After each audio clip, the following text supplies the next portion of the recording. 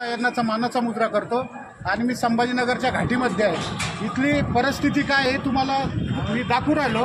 फक्त मी आदरणीय डीन साहेबांना विनंती करतो, आपले डॉक्टर चांगले, नर्स चांगले, माझ्या बहिणी चांगले आहे, गार्ड चांगले, मेजर चांगले, सगळे रात्रंदिवस काम करते, पण ह्या गोरगरिबाचा प्रश्न तुम्ही मार्गी का लावित नाही। मी एक तुमचा शिवसैनिक म्हणून सांगतो, एक हे ओपीडीला 20 रुपयासाठी लाईन लागते ती एक प्रश्न।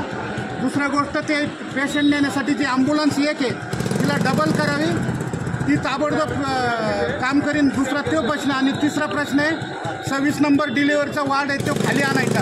हे 3 प्रश्न जर 3 दिवसामध्ये तुमच्या ज्याने मिटले नाही तर मी माझ्या पद्धतीनं उपोषण करणार आहे। तर मी हात जोडून विनंती करतो एक शिवसैनिक म्हणून की ह्या गोरगरिबाचं आज सगळं सरकार संभाजीनगरमध्ये बसलं, आमदार, खासदार, राज्यमंत्री, कॅबिनेट मंत्री, आणि यांचं फक्त तुम्हाला मतदानच लागतं का? यांची तळतळ काही दिसत नाही का तुम्हाला?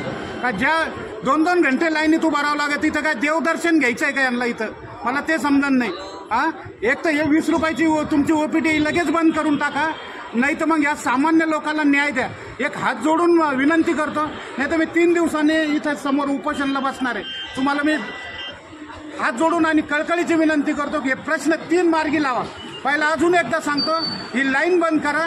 दुसरी गोष्ट एक गाडी वाढवा, सगळे कर्मचारी चांगले, आणि तिसरी गोष्ट 26 नंबर जो डिलिव्हरीचा वार्ड आहे तो 3-4 दिवसामध्ये या हप्त्यामध्ये खाली यायला पाहिजे, नाही तर मी उपोषण करणार आहे। आदरणीय डीन साहेब, शिवाजी सुक्रे साहेब, तुम्ही एकदम चांगले आहात, तुमचं सगळं कार्य चांगलं चालू आहे, आणि या गोष्टीकडे तुम्ही एक कुटुंब म्हणून लक्ष द्या। जय हिंद, जय महाराष्ट्र।